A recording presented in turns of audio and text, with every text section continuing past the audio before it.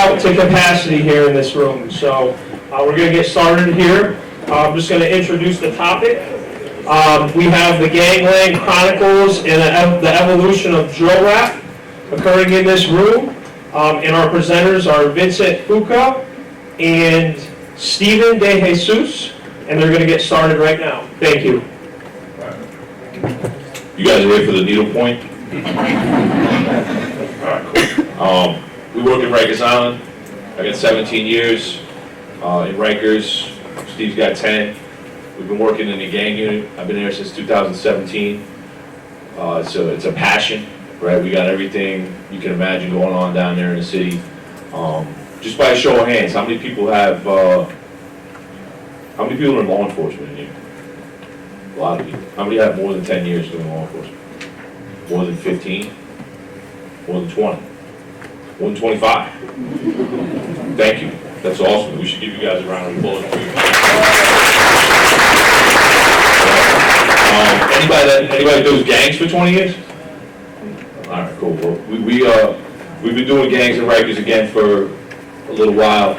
Prior to working in the gang unit, I was a security supervisor at GMDC. Has anybody ever been to Rikers or visited, done any of our trainings? Yeah? Yeah. GMDC was the facility, RDC, we work there, work in these facilities every day. We're going to talk about our unit, we're going to talk about what we do, we're also going to talk about what the gang layout looks like in Rikers right now. We're going to touch on drill rap. We've done this presentation a lot. I don't know if anybody's come to our seminar or conference that we do in CUNY. It's usually April every year. We're on the 4th annual. It's free to law enforcement, so if you don't, if you get a chance to come out, we're also doing I think it's, the gang awareness, 9th annual gang awareness. That's this Friday. It's in Rikers Island. If you want to come and listen in, we're going to have presenters from Morris County. We're also going to have people there from our unit that are going to talk about similar stuff to what we're talking about today.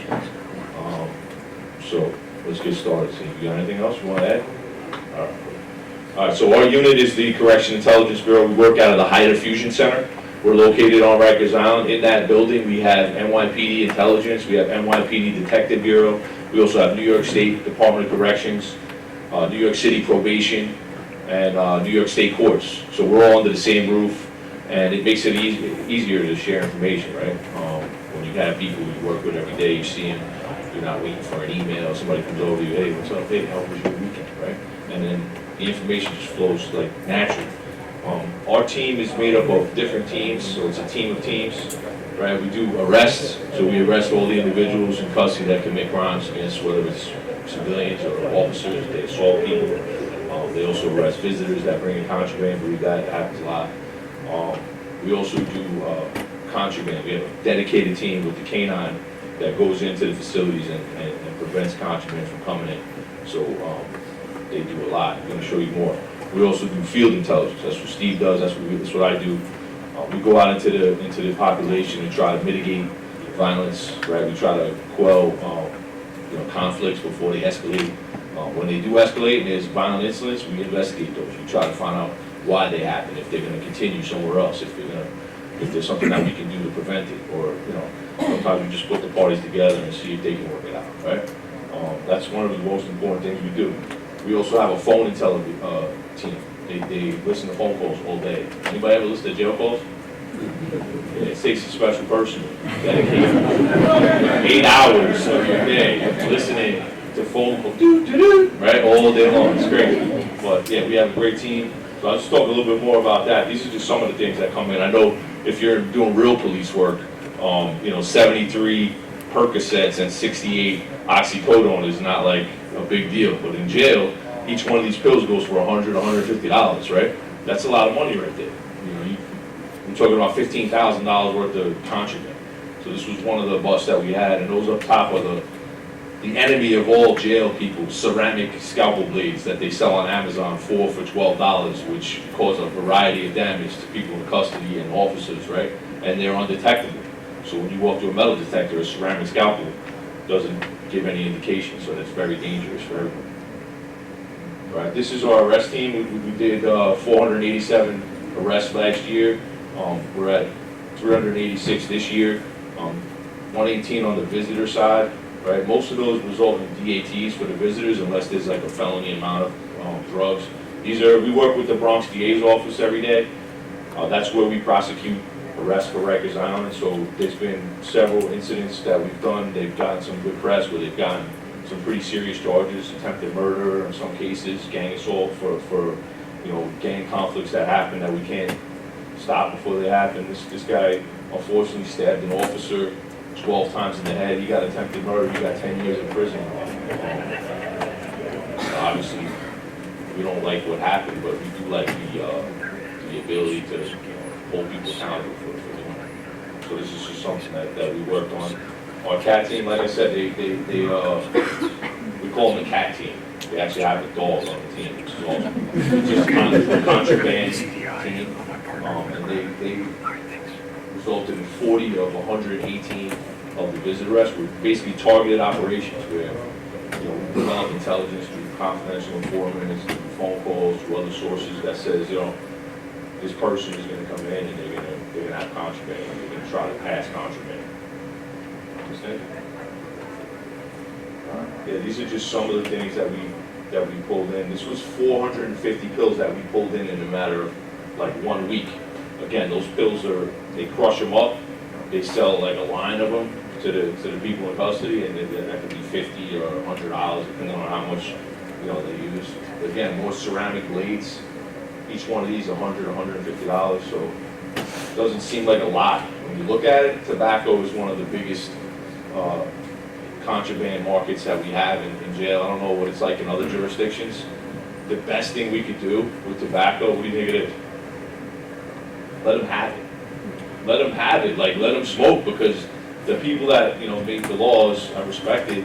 They're looking out for people's health concerns or health. When you're in jail and nobody wants to sit in a room full of smoke. But fortunately, they're doing it anyway. So now it creates a marketplace. It creates debt. It creates conflict, right? And now it creates violence in the end. So, it's right. Pack of Newport cigarettes. Right. It's up. Yeah. So imagine something as simple as a cigarette could go for $50 in the jail, and when you don't pay or when you create debt, that also creates conflict. So we could basically eliminate a marketplace and save a lot of paperwork and violence if we just sold cigarettes in the commissary. So that's what we're trying to push for now. All right, this is the phone investigation team is the next one. Just don't plug me. Yes, you did. All right. Thank you. IT. What happened? Everything was working. Right? Presentation over.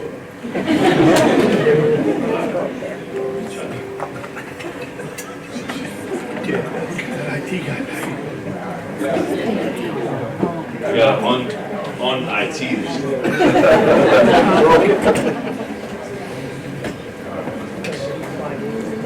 All right, again, our phone investigation team does a great job. We talked about it. You listen to phone calls, that's a dedicated person. We have 6 dedicated staff, like uniform staff. We have some non-uniform people, some civilians, non-uniform MOS. They touch about 800 calls. What else? They produce, right. Right, yeah, so, someone has a family member that passes away, they put in for the ability to go and attend that service, which anyone should be able to do that if it is a family member or whatever.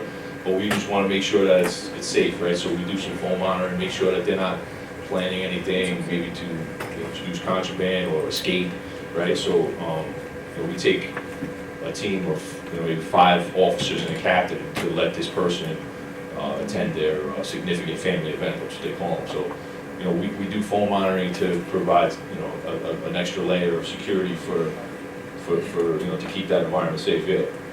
We also do a lot of mental health stuff too. You'd be surprised how many people get on the phone and talk about the crisis that they're involved in. They're incarcerated, and sometimes that's a lot, right? It's heavy.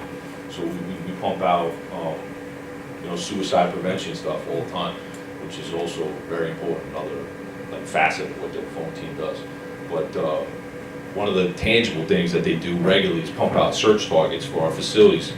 If you've been to Rikers Island, you know there's about 6 different facilities there, and each one of them has their own security teams that do searching, that go out into the population and try to remove dangerous items. So we get some of these targets from the phone team, right? This was all one operation.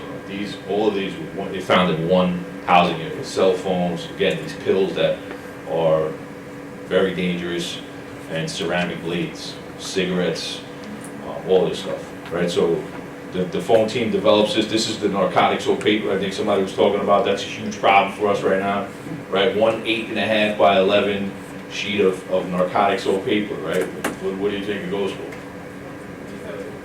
Yeah, it's 14, and by us, if they break it down, $2,500, $3,000, right?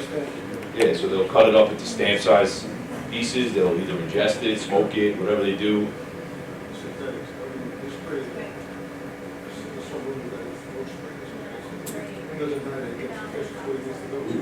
Yeah, if you go on, there's actually a website. It's called, is it roachsprayonpaper.com or something like that, right? Where they'll mail it to you already packaged. So you can go on that website or Google, something like that, and it'll come up. So these are people that are looking to send it into your facilities. Then there's more sophisticated people. There's liquid fentanyl, there's liquid cocaine, right? Ketamine is a huge problem. Depending on the reaction that these people get when they utilize this stuff, you can get an idea of what's on it. It's not always just roach spray. Some of the more sophisticated stuff, we found legal work that was coming in, and they were actually injecting the ink cartridges in the printer with this substance and having it print out like regular legal work. You look at it, you're like, wow, this is like, what am I supposed to say? This is nothing. The dog's not hitting on it. But then we start having, 3 or 4 people in the unit needing Narcan to avoid an overdose. We found out through sources that that's what it was. They were injecting ink cartridges and printing out legal work. So this is what we're up against, and that's why these types of meetings are important, so we can all share information, because that's how we stay ahead of what's coming in. This is an emoji board that our team put together. This is a list of different gangs that we have in custody, or SRGs, security risk groups, whatever you guys call them in your jurisdiction, and some of the emojis that they're using. So these are some of the more traditional gangs, right? Bloods, Crips, Trinitarios. If you see something that's not up there and they're using it in your area, please, we're gonna have our contact information up there. If you wanna share that, we can update that. And if you want like a formal copy of this, we can email it to you as well.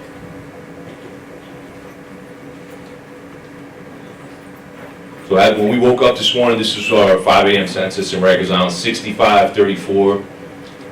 Again, that's up 10% from January 1st. So our population has been increasing steadily due to the great work of the law enforcement in New York. And these are all parolees, detainees, and some sentenced people that are in our custody in 6 different facilities. 1 female, it's actually half the jail. The other half where Steve actually works, right? Talk about it. Obviously, restricted housing units. All the offenders that go to this facility on both the slashes, serious injuries, assaults on staff, so it's a very restricted environment. They come out of this cell for 7 hours a day, children to or cover. We can't hear you in the back. Cover to hear me? Yeah, they call it a restraint desk, right? So they get restrained for 7 hours a day. They get their programs in this area, and they have to graduate the program and go to level 2. But if they don't graduate, they stay there indefinitely. I think the max is like 180 days, Something something like that. So that's our answer to no CPSU. I would assume that. Yeah, these are all punitive seg alternatives, so we don't have any punitive segregation. These are tools that we have to use, when people in our custody are violent towards each other, towards staff, they go through this restrictive housing process, right? And it is what it is. You have a question? No, we've had that, I want to say, since 2016. Yeah, so they've been phasing out punitive seg.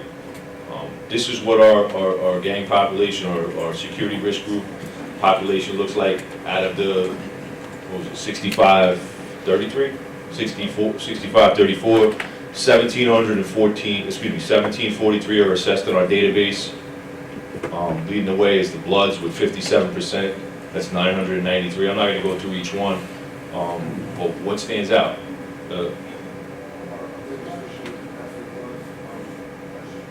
Mike.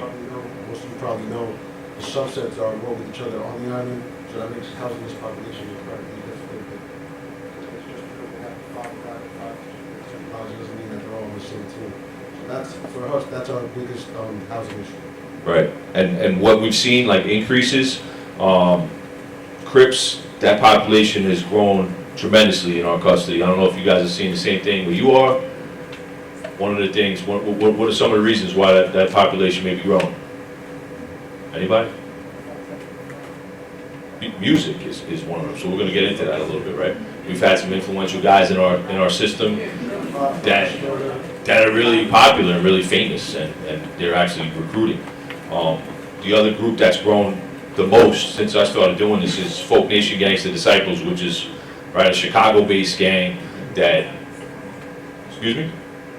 Yeah, so a Chicago-based gang that was brought back from people that did time in the federal system, and now, again, through the success of some music, mostly out of Brooklyn, that number's gone from when I started. It was like 10 individuals that affiliated with Folk Nation Gangsta Disciple in our system. Now, it was over 100 at one point during this year, but a lot of these guys got discharged, went upstate, so that number's around 66.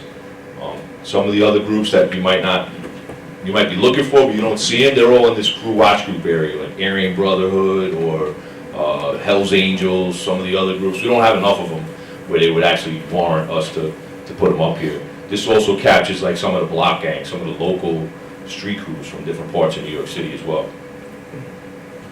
When we talk about Bloods, again, Steve touched on it, they're the biggest problem we have. They make up almost 60% of the guys that we have. We listed the top 6 and what numbers we have for them. What's important to know about these Bloods, they're not connected in any way to the West Coast Bloods or the Bloods that come from California, the other side of the country, right? These are all East Coast guys. A lot of these groups were started in New York City or in Rikers Island even, right? So it's important to know that, you think this is a West Coast thing. These guys started these groups in New York or in the East Coast. They pay no tribute or homage to the guys on the West Coast. We're gonna get into it a little bit more. But Gorilla Stones, I know we talked to our counterparts in state.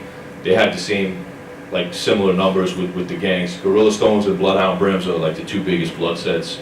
They're actually aligned, and most of it is because of their enemy, the Mac Ballers, which is kind of faded out in some parts of the state system, but in our system, they're still alive and thriving. Some of the older groups, 5'9" Brim, Sex Money Murder, 9 Trey Gangsters, their numbers kind of consistently dwindle. There was like a little uptick when we had Tekashi, then we had K-Flox, right? Those numbers kind of went up a little bit, but again, they're not even coming close to some of the bigger blood sets that we had. Because the Crip numbers have gone up so much, we added this slide, just showing you the different Crips. Unlike the Bloods, these guys do communicate with the West Coast. They do carry on some of the rivalries and some of the feuds that they have, whether it's between each other or some of the other sets of SRGs that we have. The biggest distinction between what we have on the island is the neighborhoods, which is everything rolling, and then the gangsters, which is pretty much everything trip. At one point, they're okay now, but at one point they were feuding with each other. That's the biggest, I would say, trip sets we have. Neighborhood and gangster. Right, when we do assessments, this just shows about our assessment process, right? We use a points-based criteria checklist. A self-admission alone is not enough for someone to be activated in our system, so we need something else that corroborates that gang association, whether they're involved in a gang-related incident or SRG-related incident while they're incarcerated, or the crime they committed is considered to be SRG-related, or if they have tattoos, if they have graffiti on their wall, if they have pictures that we can say for sure that this is indicates a gang affiliation. And something else that I believe separates us from some of the other jurisdictions is we police the database, we remove people. You know, if we speak to people and they say, you know, I've been doing this, I'm 50 years old, right? I don't gangbang anymore. You know, we do an investigation, we take those guys out because it doesn't do us any justice to keep people in the database that aren't real gang members, right? And we urge people to do the same because it seems as though sometimes people get that label on them and then that goes away, right? They outgrow it or whatever. It's a young man's sport now, it says. Right? So as you can see, we got 22. I think once we add the numbers for this year, we're going to be closer to 23,000. This database goes back to 2012. And this is the criteria of some of the stuff that we use. Again, a self-admission is not enough to fully validate or activate, you know, so good. Anything else?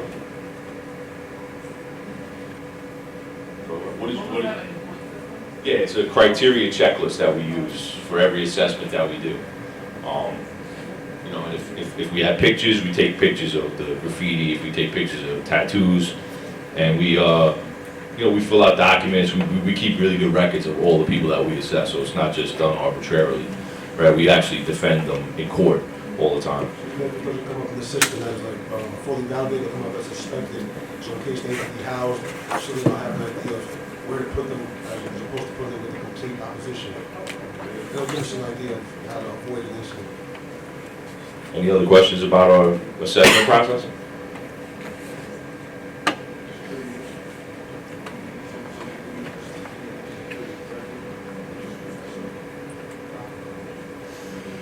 Yeah, we're just going to touch on some of this stuff, right?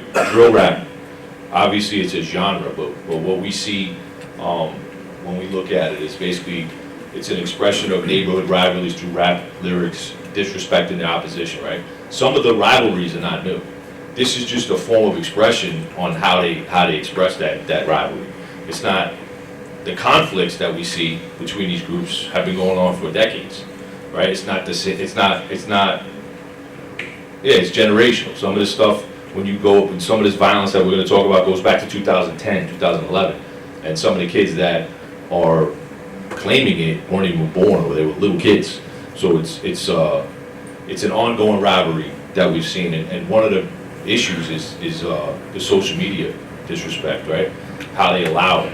And I know our mayor, he reached out to the social media companies to try to hold them accountable, and he didn't get any success. And it's unfortunate because in London, their police department did that. They deleted 30 videos that were inciting violence in London, you know, between these different groups.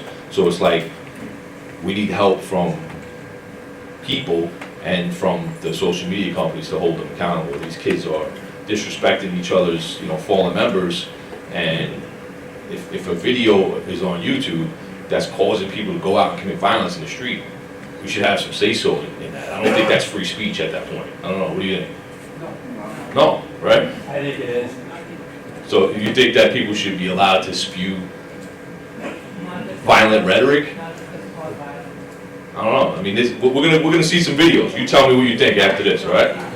So in New York City, right, the drill music really gets credited with starting in Chicago. But when it came to New York, Bobby Shmurda, GS9, they get credit for basically bringing it to New York and Brooklyn. These two young guys have been going back and forth for a long time as well. Chef G's, 22 G's, one's a Crip, one's a Folk. Escalated violence between those two groups. They basically had the same song that they were rapping and just remixing the same back and forth. Dissing each other, right? Then these guys, anybody seen these guys before?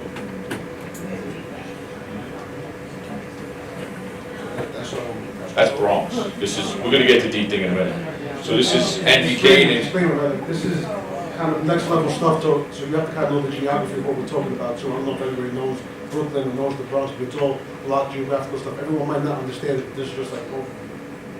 Yeah, we have a lot of stuff. I'm gonna show you a lot of things, tattoos, graffiti. I'm gonna try and get to all of it because it's a lot. It's useful stuff. It helps our team every day. This is Coach the Ghost and Envy King, right? Two Brooklyn guys. Both were associated with the Folk Nation.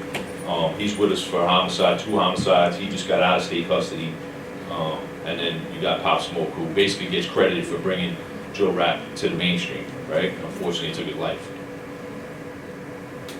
So this is just a clip. I don't know. Hopefully the audio, the tech guy was here. I don't know. I had some ideas. Let's see.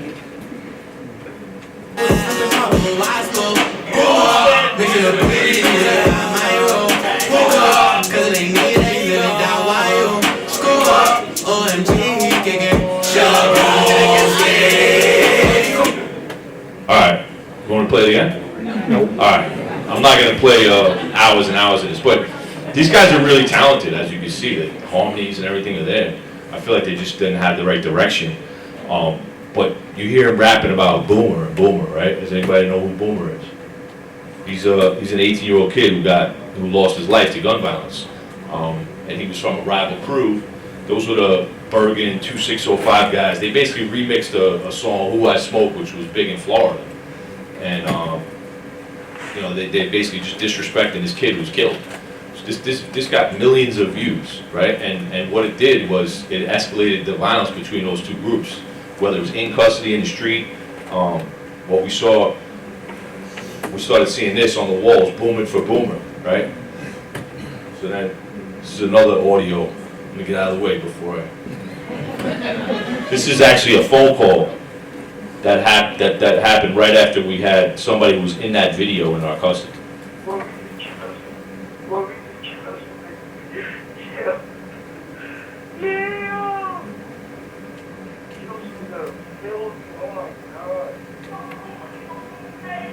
Oh my God, he's not like a filthy. All right, so this is an 18-year-old kid who was killed, unfortunately. And then a guy who was recognized and that was in the video. He wasn't even rapping. He was just seen in the video and a part of that crew. And then the other guy that was the retaliation for this guy getting cut. It's horrible, right? All because of that video and what was said in that video and how he was disrespecting this kid who passed away, right? This is another group. These two kids came into custody. They're accused of killing a 13-year-old who showed a beating on his Instagram of a rival gang member. So what happens is this guy here on the left, they call him Sheik. He has a pretty big YouTube following. He's a drill rapper from the same area as Pop Smoke, right? Canarsie.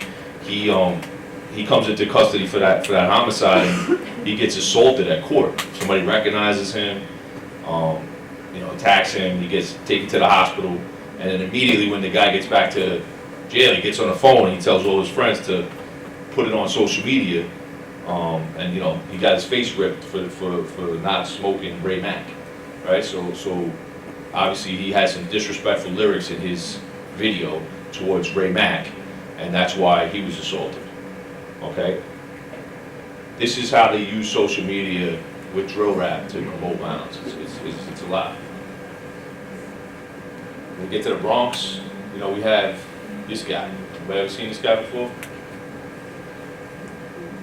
No one. Right? He was 16 years old. He lost his life in 2011. He was brutally stomped to death by 6 people, right, in the Bronx. He was from the Cortlandt section of the Bronx, right? This isn't new. Prior to this incident, there was a group called the YGs that was started in 2003 in the Bronx. That was basically younger kids from different neighborhoods. It was what you call an alliance of street crews from the Bronx. This is how Bloods and Crips all started, right? They all started from basically neighborhood crews that got together to fight against one group. So this group had a big movement in 2003, early 2000s.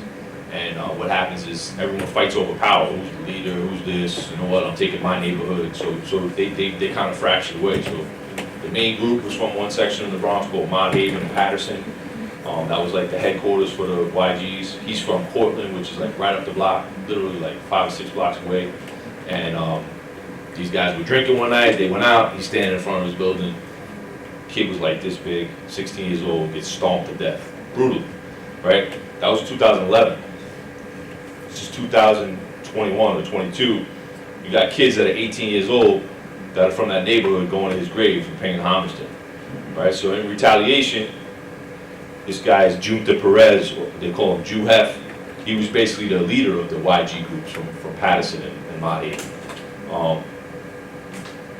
He gets killed in the Tropicana bar where he gets savagely beaten with a hookah pipe, right? You know the story, right? These are stories that resonate in neighborhoods because it's not just a drive-by shooting or somebody got shot in the middle of the night, right? This guy got, a 6-year-old kid got his brain stomped to death on a curb, and this guy got beat to death with a hookah pipe. That's a little bit different type of violence. So these things are carried on. Again, this happened in 2013. There's a guy in 2022 visiting his grave, showing him respect, throwing up the YG symbol. These are the neighborhood beasts that we're talking about, that are rapped about to this day, right? So that this isn't a new conflict. This is a decade old, right? That kids that were, 8, 9 years old when this happened are still carrying that torch. So back then, there was a huge problem with those groups. The federal government went to work with the NYPD and all local law enforcement. They did a huge gang takedown. It kind of slowed things down. It didn't eliminate the rivalry. It really slowed things down with the violence in the Bronx. And then COVID happened, right? COVID, everybody's in the house. Social media is big. Everyone's taunting each other from different neighborhoods. Another savage incident happens where a kid gets chased through the streets of Harlem, who was like an aspiring rapper, and they post the actual incident where they're chasing him through the streets and stabbing him on social media.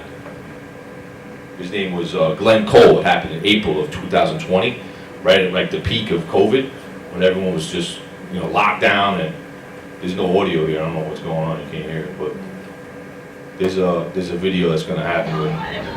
Stop running, Mulani! This is where we are as people that we want to post this on social media, basically, and brag about how this guy was stabbed 9 times to death. It's horrible, right? So it's a similar type of violence, right? It's not just like a shooting or whatever. It's just savage. And again, that's what escalated a lot of the violence in the Bronx between these groups again. We started seeing people coming into jail, and basically you had 4 groups from the Harlem, Bronx area. You had the DOA guys, that's Dougie B and K Flops. Go ahead. Who's out? It's D-Thing, that's the guy you mentioned. Come on. D-Thing, right? And then we got Shaw and B-Love, and then the last was Sugar Hill Kids, OY. Started seeing everybody writing it on the walls, everything for Wulati. We really started to get a better understanding about where the divide was. There you see Noah's name written on the wall, right? This kid was gone for 10 years, somebody just wrote it on the wall. Smoking on Noah's dead, or smoking on dead people from rival neighborhoods. This is how they were disrespecting each other. We started seeing the alliance of different groups, so the OGs from Cortland, which is where Noah was from, and then the OYs, which is from Harlem, where the OY guys are from Sugar Hill, right? This is the guy, we actually shared that, Mr. Wulati Killer, right? That was the guy who was arrested for that homicide. He wrote it on the walls, right? In the 90s, how did the gangsters move? In silence, right? Now they write it on the wall. This is another disturbing video, similar with the violence. An arrest tonight to report the stabbing death of a 14-year-old in Hamilton Heights. The NYPD confirms to Fox 5 that a 15-year-old boy is in custody and is facing charges that include murder. The suspect's name has not been released. Investigators say he stabbed and killed Ethan Reyes, who was waiting for a train on the platform of the 137th Street City College subway station yesterday afternoon. The motive remains under investigation, but officers say this was not a random attack, and they believe there are more suspects. That's exactly where our conference is. It's not. It's a nice place. An arrest tonight to report. Anybody know where I'm going with this? Naughty Bob. Anybody ever heard of that? Right. And what are they doing? They stabbing each other. Right. They're mocking the death of the kid that we just saw. I learned that in school and I'm able to process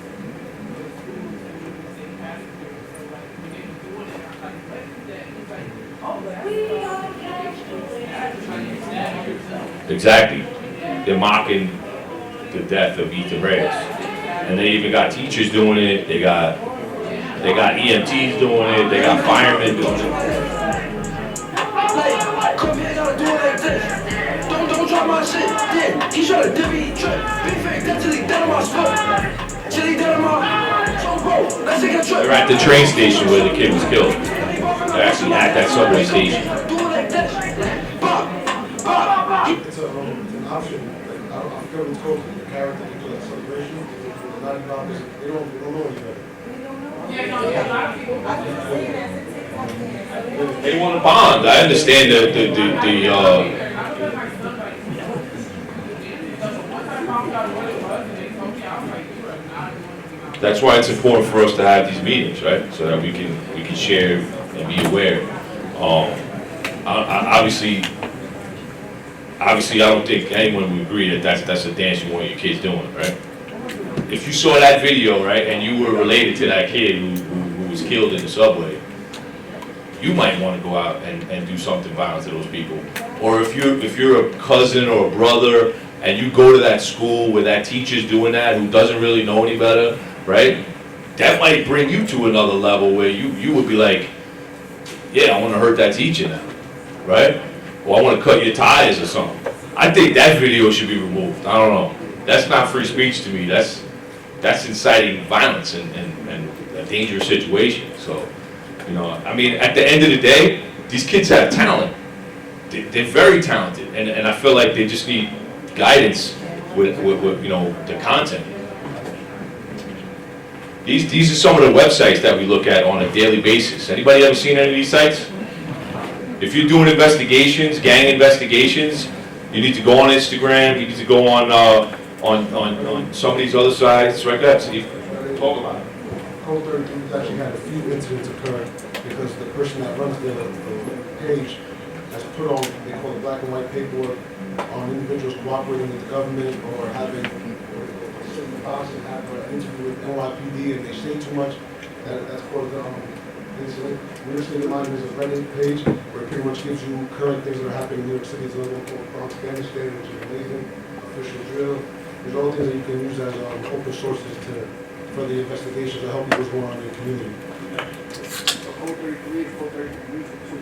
There's like 8 different Code 33s. There's Code 33.tv, there's Code 33 music, there's official NYC drill. But if you just start looking, you'll be surprised. How many prosecutors are anybody do prosecute?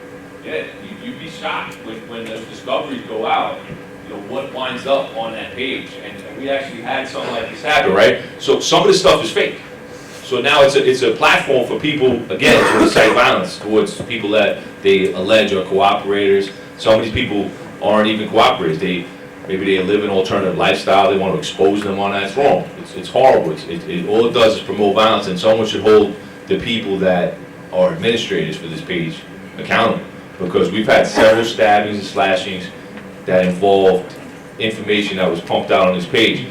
This guy's a very well-known Crip that's from Brownsville who actually had paperwork that was put up with his name on it, and he was vindicated, you know, because of his reputation and his name.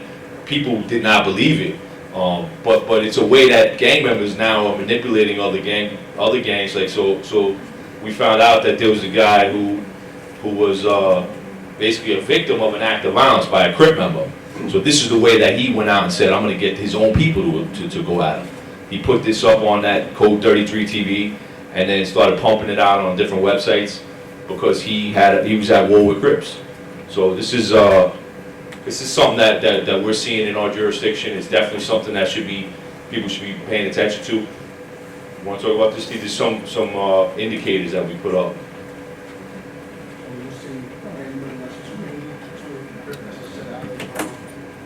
The Bronx? Yeah.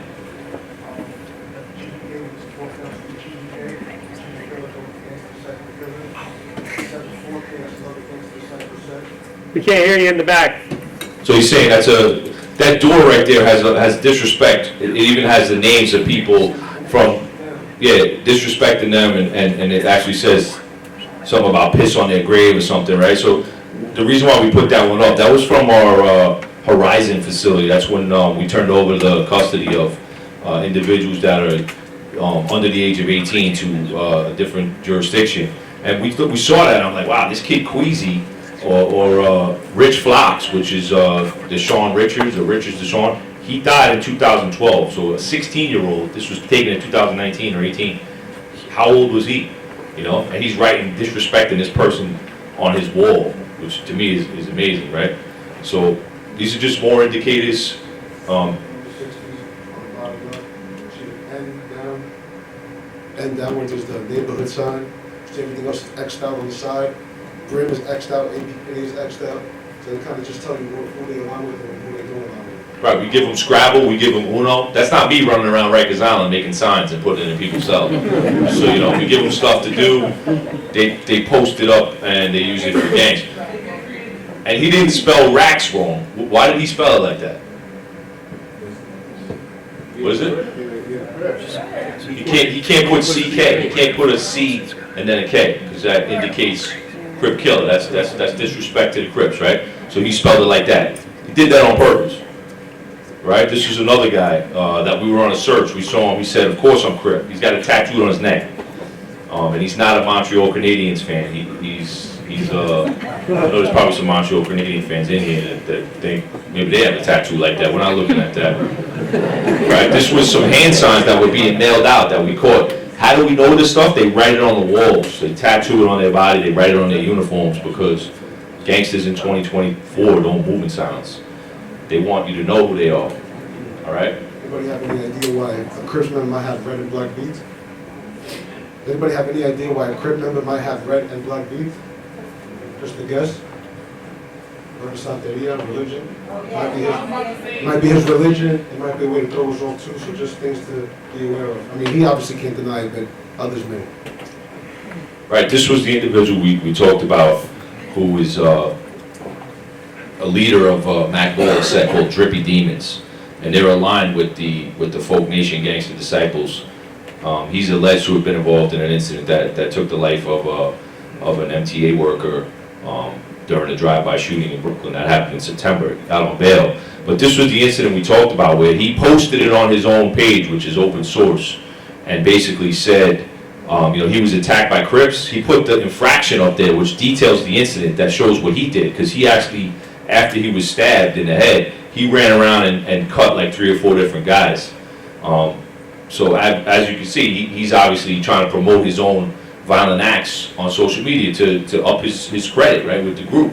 He didn't just take it on the hop. He got stabbed and he went out and he put the, you know, we served them a ticket, just like we would in anything, right? And it has details. So he bragged about that, posted it on his site, and actually went on Code 33 TV, talking about what a demon he is. He also tried to promote violence against other individuals that got cut and didn't do anything, or they ran away after they were victimized. So he's just inciting more and more violence through the disrespect that they use. He's a Mac Baller. We put some Mac Baller indicators up there, right? Ewoks are not just furry creatures in Star Wars. That's how they refer to themselves. You know, when they talk about other members of this group. Why do you think they have nicknames like that? Exactly, to hide from everybody in this room, right? So we just think Ewok, oh, that's nice, but they're really talking about another gangland. 1326 is the number that they use. It just coincides with MBF. They're in every borough. We get calls from up and down the East Coast about this group, different areas, Virginia, North Carolina. They've made it to Connecticut, Maine. You got it. They're everywhere. All right, this is some of the new sets. They were a part of the NYBBA, which is, again, like Steve said, that's advanced level stuff. We're trying to give you guys as much information about what's going on in Rikers Island right now. So these are the bigger subsets of Mac Ballers, Self-Made, Drippy Demon, which is that guy, his set, Count Up. They're in an alliance right now with the G's, or the Folk Nation Gangster Disciples. The main one that they're involved, aligned with, is the Risk Taker subset, which is a new group. All right, I'm going to go fast because we got more stuff I want to get to for you guys. When you want to succeed in the gang, how do you succeed? There's 2 ways, right? Money and violence, right? One, you make money for the group, or you do violence for the group. So this is a new set, Risk Takers. They're out of Brooklyn and Far Rockaway, Queens. You've seen them in parts of Staten Island, I think, as well. So when you start a new gang, you got to be the most violent. You got to be the most active. So that these guys are something to look for. These are some of their. Obviously, they use that pitchfork, RT. This guy calls himself the mayor. Right. Yeah, their founder from Chicago is his name was David Barksdale, one of the founders, and they use him. There again, you see the Scrabble pieces. Again, that's not me running around with glue and Scrabble pieces spelling out names. This is just what we see. So we take pictures of it so we can share it with you guys. Obviously, their rivals are right here. In other parts of the country, the Folk Nation are aligned with who? Crips, right? They're all aligned. They call it the 8-ball. It's the Folk Nation or the GD hand sign, which is a pitchfork, and the C put together. It's pretty clever. It forms an 8, right? An 8-ball, like a pool. But in New York, they cracked the 8-ball. I'm gonna say like 10 years ago, with some homicides that happened in Brooklyn. So their main rival is 8-Tray Crips, as you can see right here. The underlying street crews. So we have Wu, which is pretty much dominates the Crips, and then Cho. 95% of our Chos are gangster recycle, and it's pretty much a split down the middle of Brownsville. So that fuels a lot of our issues. Yeah, our biggest problem is not gangs, it's the street crews. Because many of these street crews have members from all different rival gangs. So you got Crips, Bloods, Folk Nations, all part of, like you said, the Cho. Wu is gonna have Crips, Mac Ballers, Bloodhound Brims, and Gorilla Stones. Yeah, everything, right? So this is Bloodhound Brim identifiers. They refer to each other as glows. Their greeting is Whoopty. I know there was a song everybody saw a few years ago with a guy named CJ Whoopty. He was not a gang member, right? And when he got approached about using that saying, which is basically their greeting, basically the people came to him and said, "You got to pay us. That's ours." And now he's singing like merengue music or something. He's not rapping anymore, right? Yeah, he's down in Europe. He's in Europe, I think, doing reggaeton or something. reggaeton, techno stuff. Right? This is on the BQE, right? It says free G5 fleet, right? This is obviously he's trying to tell you to free one of his members, right? These are just some more from the walls of Rikers Island. They refer to themselves as Jets, so they all want to wear Jets hats. They have pedigrees, right? This is not a subset. This is just a geographical thing. So you could be, right? They have the boroughs listed. 220 or 220 is just from the Bronx. That's where the gang was created. Greyhound is from Harlem. Bassett. They're just different pedigrees of hounds. They're all the way upstate. Long Island did a takedown. Suffolk and Nassau. They're in, right? Where did we get this from? We got it from their writings. We got it from their phone calls.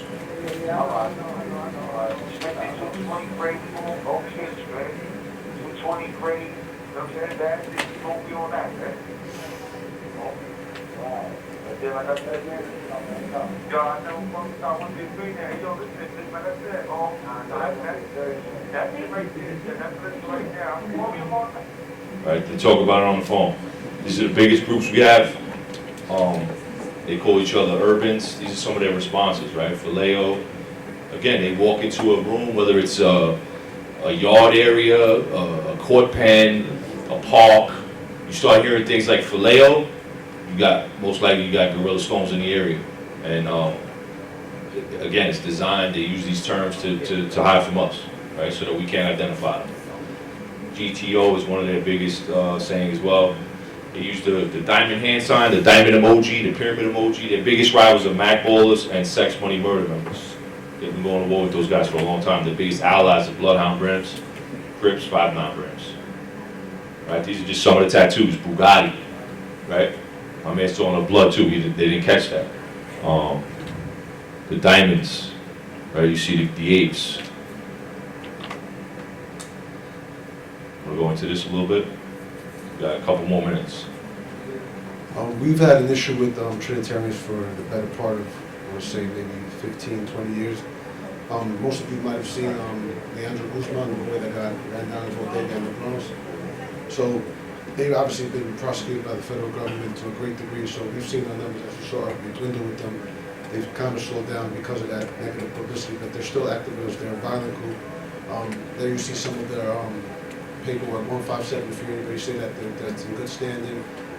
Their mantra is directly correlated to like the Dominican Revolution, so sometimes it gets mistaken when you're just a Dominican heritage and when you have a Dominican that's in jail, you might be perceived as a member of the Trinitarians, but like I said, their whole paperwork and their norms are directly correlated with the Dominican Revolution, as you can see right there. When they say 1844 is war, that's the same year that they went to war in the revolution, etc. Some more graffiti. We gave them Uno. That's perfect for us, right? You don't have to be a gang expert to figure that one out. There it is, 157, 1844. Thank you. Right? They use the sun, the moon, and the stars. They also use the A very basic gun up, 2 guns up. Nothing sophisticated about their gang sign. Do like a 3 loop. What are the new threats? Hear anybody about a new group coming our way? Yeah, the Venezuelan transnational gang. Some of the stuff that we've seen. These are pictures from our custody. The Rolex crown is something that they use. The clowns. They also use the train that we got from the U.S. Customs and Border Patrol intelligence teams. They're here. They're not as prevalent as maybe in some other parts, but we definitely have. I want to say we have like 5 to 10 self-admitted members identified in our system. They're kind of like wait and see. They're not really that active. Very intelligent. They've been absolutely told by their hierarchy not to identify themselves, not to tell us who they are. So even if we see some identifiers, they'll be adamant that they're not gang, that they're isolated from the group.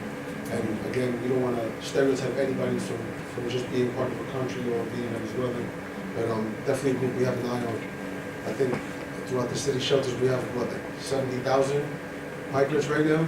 I'm assuming the majority of those are Venezuelans, not counting those who have already departed our system. So again, just something we're monitoring very closely.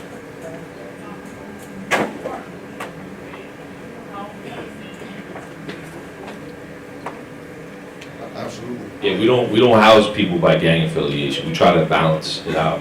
So there's different groups in areas. Obviously, if we have intelligence that certain groups come into custody and they're hurting each other in the street, we're not going to force them to be in the same area and when they're incarcerated. But we don't just house like all neutrals in one area. Yeah, I took it out in the interest of time. We had a whole slide that showed all the different groups that are kind of living together. The goal is for them to be living in tranquility and peace. But it gets very complicated when you throw in the street crews and then what I like to call the major league affiliation, the Blood, the Crip, the Folk Nation, the Trinity Land King. Because, like I said, some of these kids might be the same gang for major league purposes in jail, but in the street they might be opposing crews, so it makes housing very difficult for us. But we do the best we can with what we have. yeah, we have limited space. Go ahead.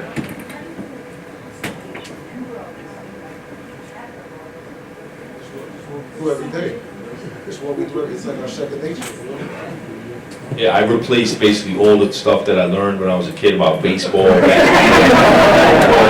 all the statistics that I was able to remember. All that stuff is gone now. I remember, I know that COD 2097 involved Barkeem Hicks, and he was stabbed by members of the Gorilla Stone. That stuff. And to be quite honest with you, right? Sometimes these guys will just come in and they'll tell you what they are. Doesn't happen all the time, but they don't want to be in a situation where, like I said, like we mentioned earlier, you don't want to be one guy in a house of 48 guys that are the complete opposite that you are, and it might not end well for you. They use that tool as well in an effort to preserve some type of order. You got a question?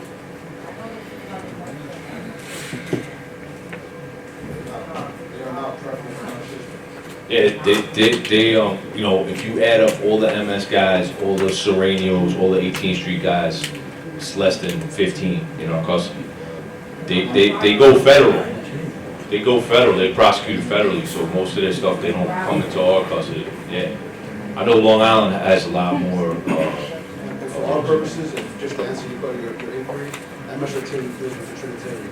They are friends with the 18 and with the Kings. So we counterpart that came in the 1800s.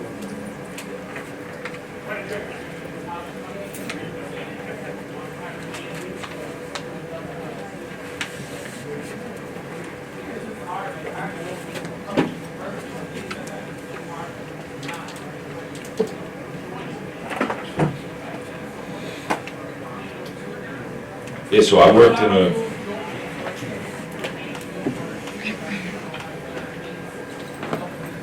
before I worked in the gang unit, I worked in a facility that housed young adults 18 to 21, which are the most violent, most active in our population. And we had a problem with finding non-SRGs or neutral inmates because they didn't exist. It was almost like people forced to join a gang to stay out of harm's way. Yeah, so, I think with the older guys, and once they get into prison, I feel like prison is a different environment where there's a lot more, or a lot less, need to be in a gang. I think in jail, it's a little bit more, people are coming and going constantly, so it's a different environment. I think it's a lot more than it was 5-10 years ago. I feel like we come across a lot of young adults, which we did not have, when I was in the jails with that group, that population. I feel like nowadays it's different. Go ahead.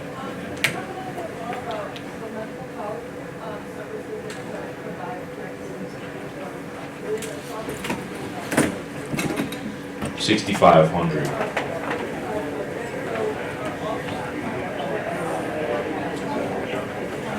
Yeah, that's a great question. I mean, we outsource the mental health, right? So that's done by New York City Health and Hospitals.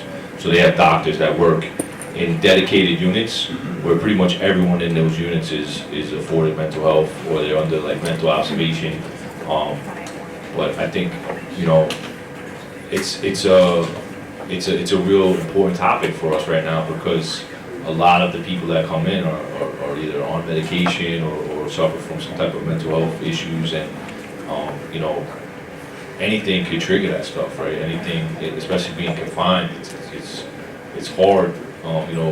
It's a much different world as a correction officer or as a person who works in jails in New York City, where that seems to be the place where these individuals wind up. And I think that's the thing that needs to be improved the most. There's been a lot of improvements in the last, I want to say 5 years, but there's a lot of upside on that, and it's important.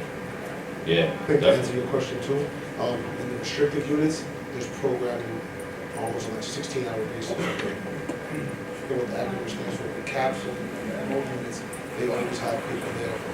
They need to have SPA, suicide prevention, who walks around the housing area helping the guys out too. So in the areas that are identified as high risk or restricted, there's definitely influence on mental health. I know that for a fact. I can't answer all the other sort of questions. But one of our biggest problems too is people they manipulate these systems, right? So CAPS is a clinical alternative to punitive segregation. That's what it stands for.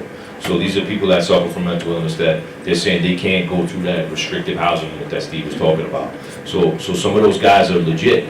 They have issues that the doctors say can't, put them in those environments, in those units. But then there's people that see that and they know how to manipulate and say, I want to hurt myself just so that they don't go to those places. So these are violent people that go into those units as a way for them to not be held accountable for the violence that they commit.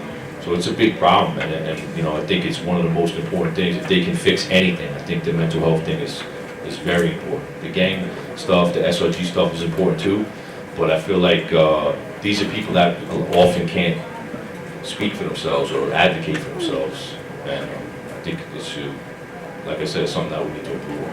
Anybody else have any questions? Thanks a lot, guys. Really appreciate your time.